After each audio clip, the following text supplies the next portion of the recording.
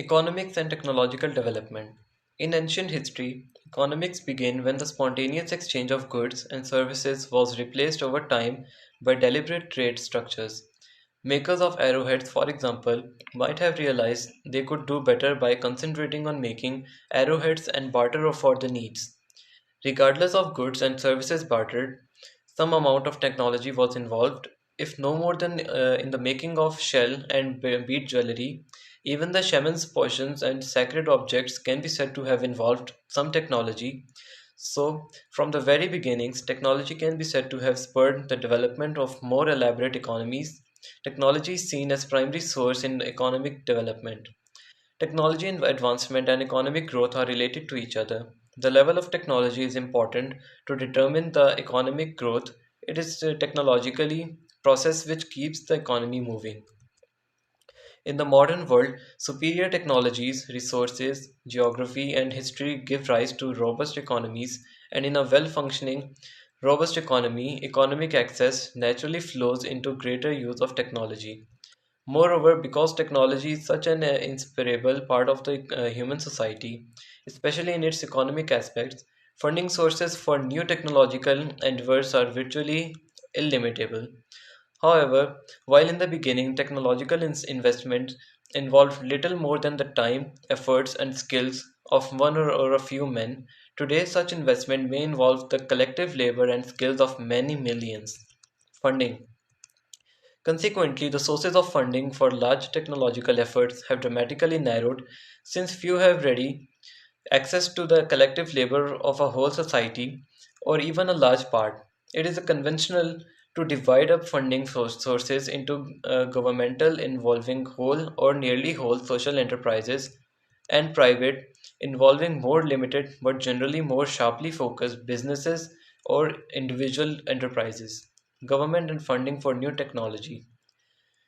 The government is a major contributor to the development of new technology in many ways.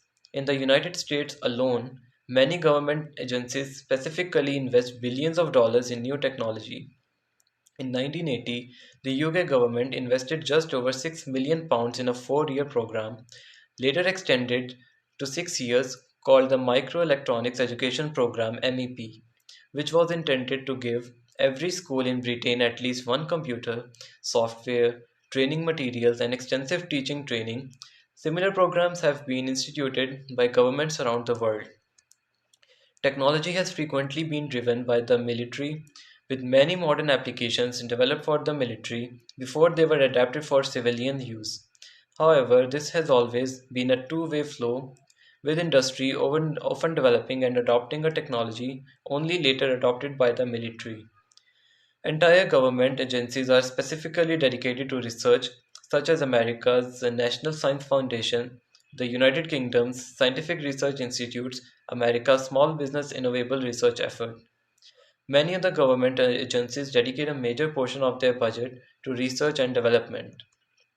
Private funding. Research and development is one of the most smallest areas of investments made by corporations towards new and innovative technology. Many foundations and other non-profit organizations contribute to the development of technology. In the OECD, about two-thirds of research and development in scientific and technical fields is carried out by industry and 98% and 10% respectively by universities and government. But in poorer countries such as Portugal and Mexico, the industry contribution is significantly less. The US government spends more than other countries on military research and development, although the proportion has fallen from about 30% in the 1980s to less than 10%. The 2009 founding of Kickstarter allows individuals to receive funding via crowdsourcing for many technology-related products, including both new physical creations as well as documentaries, films, web series that focus on technology management.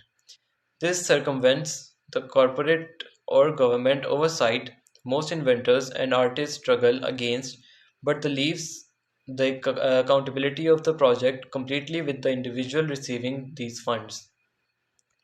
Appropriate technology, sometimes called intermediate technology, more of an economic concern, refers to compromises between central and expensive technologies of developed nations and those that developing nations find most effective to deploy given an excess of labor and scarcity of cash.